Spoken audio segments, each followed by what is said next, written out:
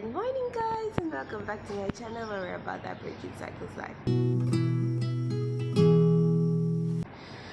It's Thursday once again, and it's Bible study time, and we are going right into it. It's Genesis chapter 37. I'm still recovering from the flu. I have a terrible cough, but God is good. It's going away. So here we are. So you'll be hearing that throughout the entire video. Sorry about that. Yeah, but yeah, let's get into it. It's entitled Joseph Dreams of Greatness in my Bible, and it's all of 36 verses, and then it's divided into two where his brother is sold him.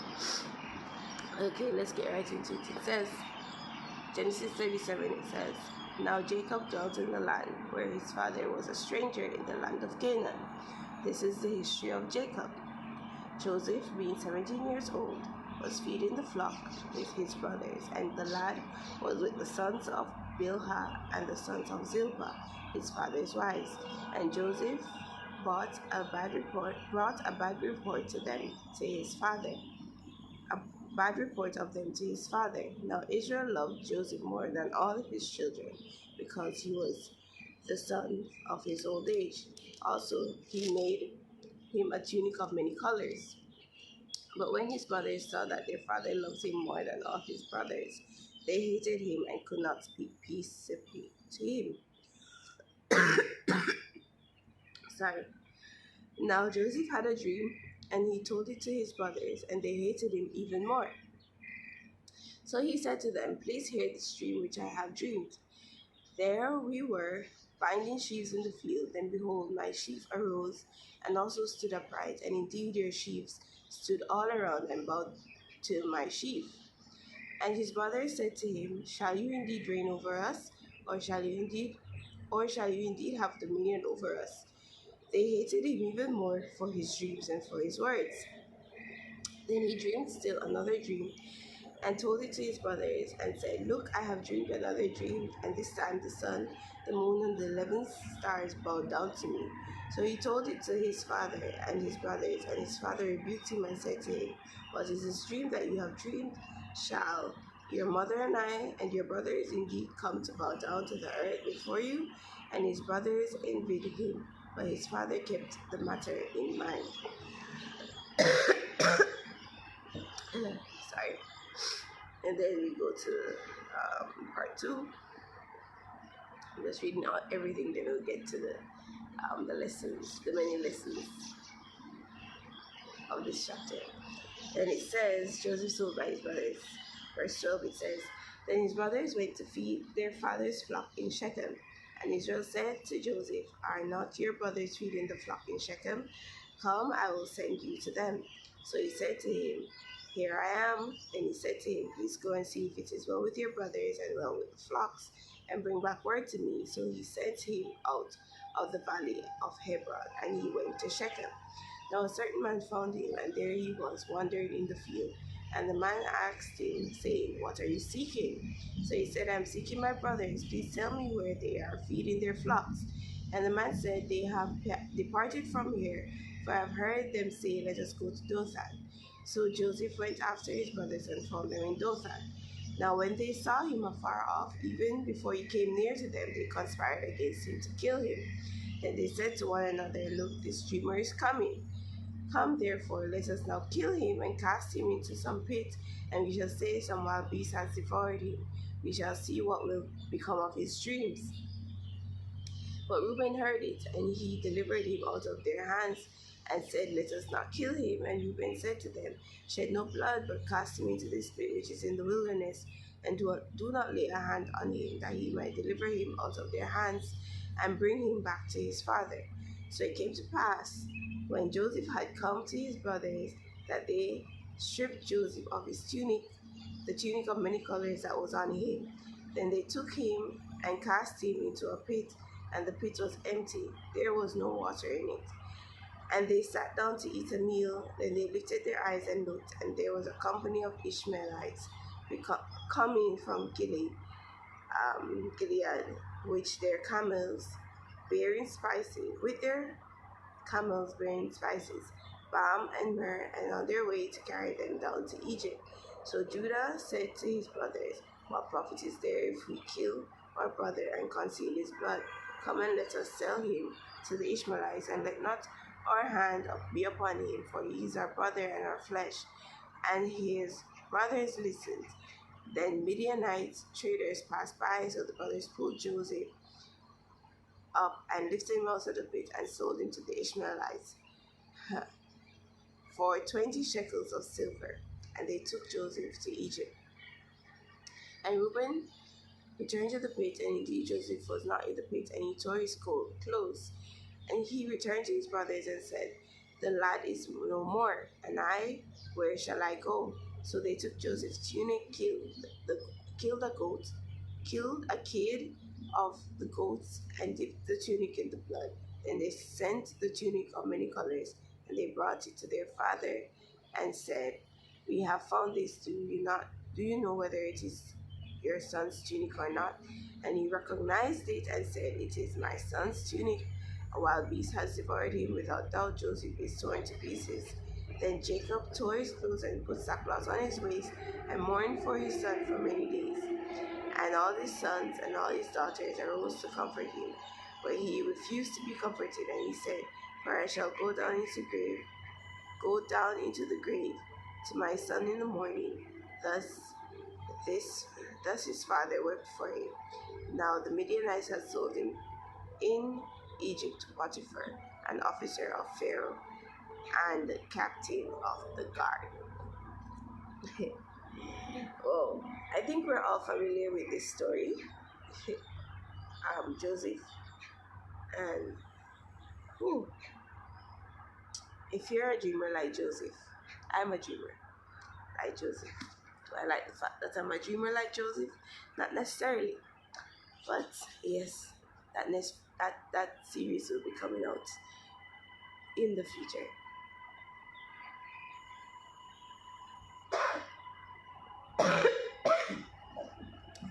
I can assure you of this whole drama that is happening in my life.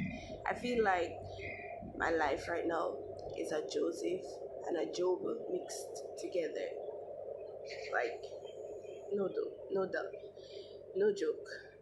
Yeah, a Joseph and a Job mixed together. I think that's what I'm going through right now. Details to come in the future.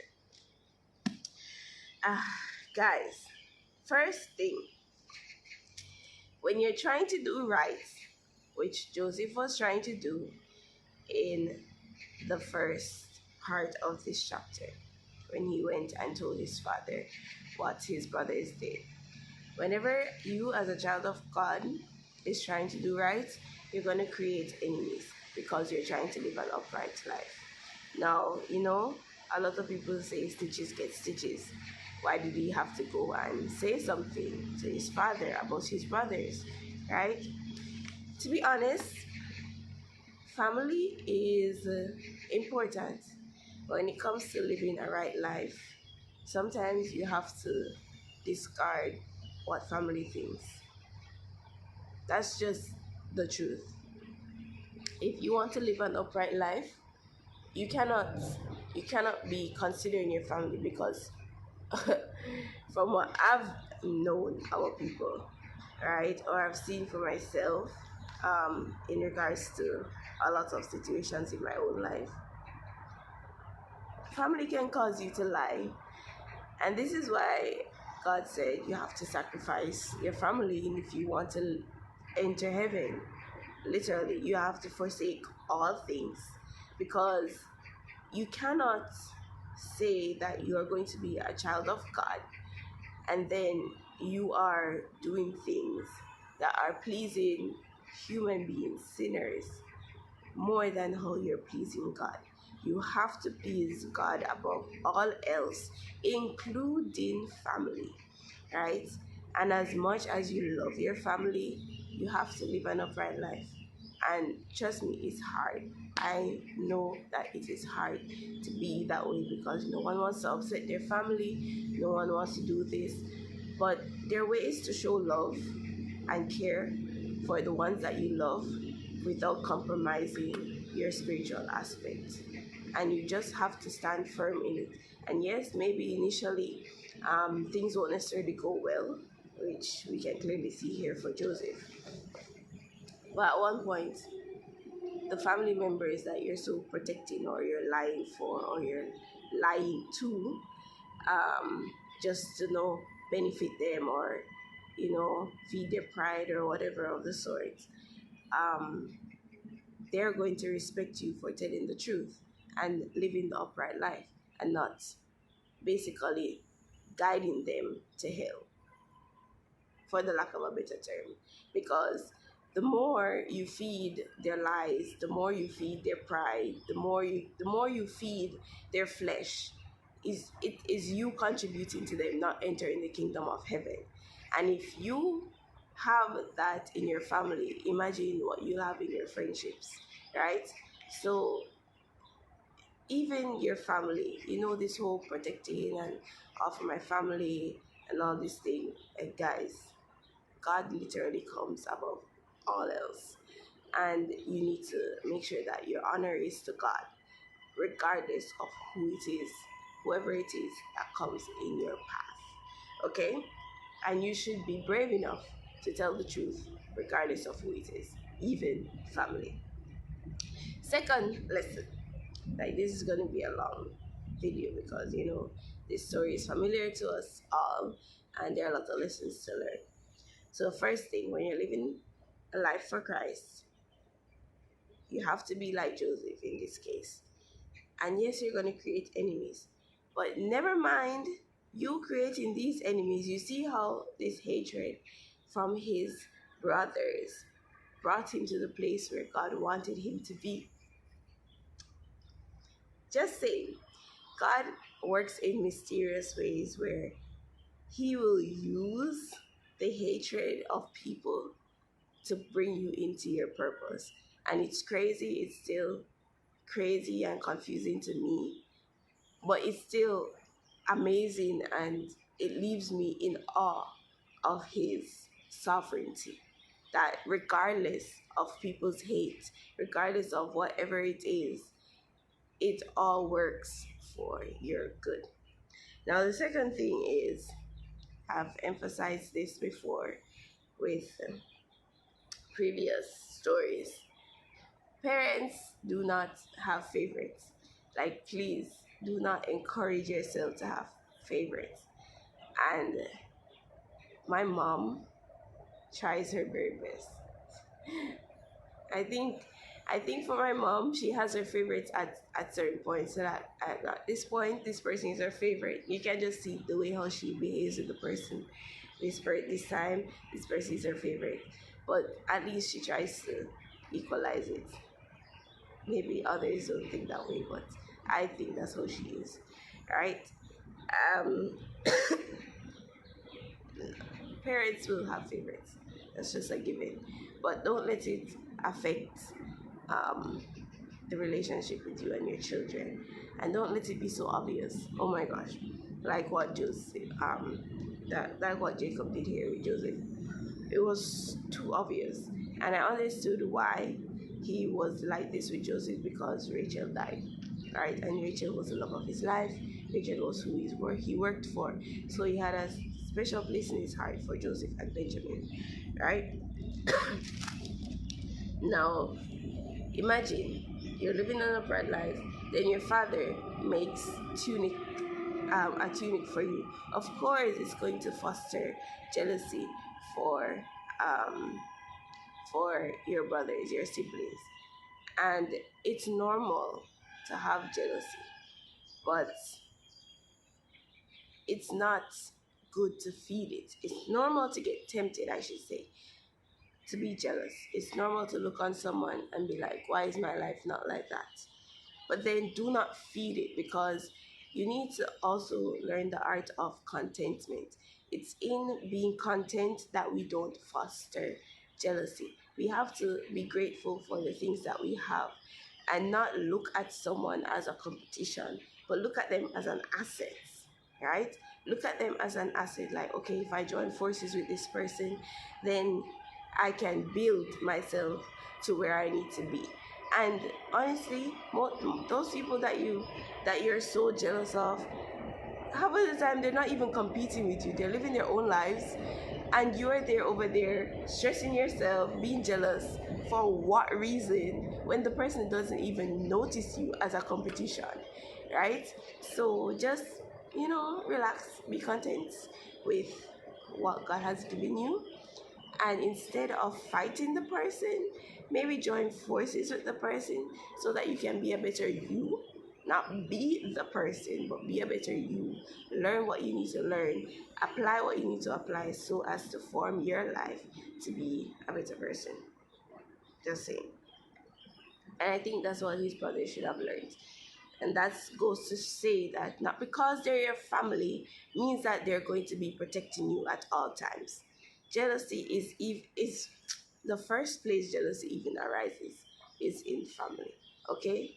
And honestly, that is partly due to parents and how they treat each other. Sorry. And it goes around that the wash bellies in Jamaica, as how we say it in Jamaica, the last born are usually the ones that get favored, right? And I'm a last born, so yeah, I don't think you should rub it in their faces though. I think I'm a weird last born because I don't expect. I try to help out, but yeah, life is life, and life will be lifey. Anyways, so after all of that, then the dreams came. Then the dreams came. Like, imagine you're trying to live an upright life. Your father favors you, and then now the dreams come. Like, okay, now we're going to bow. It's just causing so much anger in the brothers. And this is what I'm saying. God will use this anger to put you where you need to be. Unfortunately, this was how it went. But it really seemed as if Joseph was the favorite, not only for Jacob but for God. Because if God now is showing you dreams and all of this is like, okay. But God saw the innocence of Joseph's heart. And I think that's why God used it, because maybe, just maybe, the anger in someone, in another brother, would have caused him to not do the will of God. And that's why God chose Joseph to do his will. Listen to all of us. Stay humble. You never know what God has in store for you. Okay, now, then after the dreams, and apart with dreams, dreams are sent by God. Not all dreams, but dreams that, you know, have some importance. They're sent by God, and pay attention to dreams. Not the ones that are confusing or whatever, but the ones that literally call to your attention whatever is happening in your life. Dreams are important. I can testify of it. I've dreamt of many things, and some have come to pass already. And it's shocking to me that they have come to pass already. But don't underestimate God speaking to you through dreams, right? A lot of people don't believe in dreams, but dreams are a way of communication. Don't, if God is trying to say something to you and He has been repeatedly giving you dreams, maybe, just maybe, you should not disregard it, but actually look into it to say, what is God trying to say to me? Okay? And then now, all that anger built up. Then, when Joseph went to find his brothers, what were they doing? Plotting to kill him. But little did they know that this anger was to bring him to where God desired him to be. And it was to help the brothers. Do you see how God is just amazing? Weird way of doing it. but still amazing. And this just goes to show that God literally does not interfere with our choices. This goes to show that God gives us free will. He will use the bad choices of people around us, even our family members, to bring about His great will. And it's just amazing how He is so sovereign. He is just so almighty that He can, even in the lies, the deceit, the conspiracy, even in all of that, the bad choices, the jealousy of the family members, that He's using that to bring about His purpose, to help the same family member, honestly, to help the same family members in the future. Like, I could not be God, first of all, because my anger is dangerous. I will admit that. My anger is very dangerous, right? But overall, He's just amazing. Overall, He's just amazing with how He literally is using the jealousy of the brothers, the anger, the conspiracy, to bring Joseph into a position that will in turn benefit them, so they could see what was the need for being jealous in the first place. Wow, if the devil could understand this, we wouldn't be in this problem. I'm just saying, guys, if the devil just would humble himself, repent, he's far gone now, but he's not gonna repent, right? Unfortunately. But if we would just humble ourselves and look to God, we would realize that it is all working for our own good, and God is not fighting us. If we would just open our eyes and realize that, we would understand who God truly is and how much He loves us. That is deep love. That in spite of my jealousy, my lies, my whatever, that God is still finding a way to help me out in the end. Like, that is just so beautiful, right? It's so beautiful. Yeah, it is. Those are the lessons. I don't think I'll go too far today with this Bible study. But yeah, that's Joseph. I'm pretty sure there are more lessons. What have you learned from this chapter? I love this chapter. It's actually very personal, especially the dreams. Um, just have faith. And this is just the beginning of the journey with Joseph. The beginning. I'd see it even escalated quickly. That's very sad. But it is all a part of God's plan. Whatever trial you're going through, whatever jealousy you're experiencing, or being tempted to have, just know that you should not feed the temptation. But if this is happening or you're experiencing jealousy from someone else, God is going to work that out so that in turn that person or you can be benefited in the end, and we all can be saved and enter the kingdom of heaven. Okay, so that's our Bible study for this week. That's Genesis 37, and I'll see you on Sunday for Sunday Song Spotlight. Bye bye, guys. Have a great week. Rest of the week.